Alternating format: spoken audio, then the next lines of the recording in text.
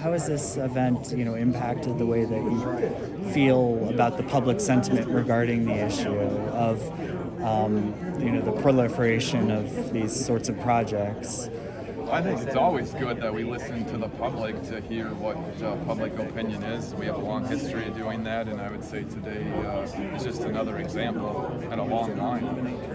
And it's like anything.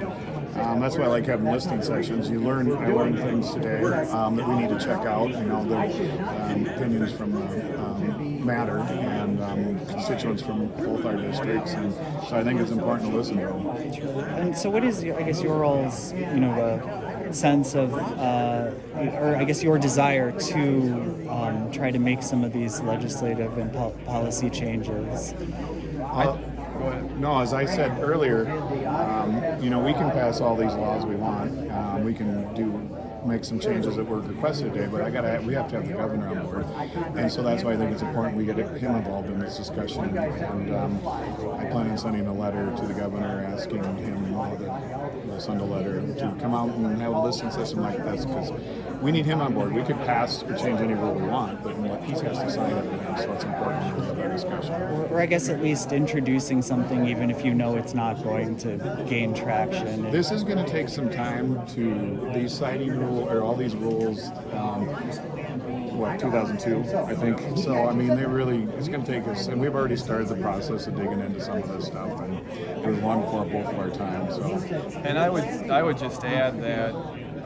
Unfortunately, almost every issue that we deal with is not as clean cut and dry as people would like to assume that it is.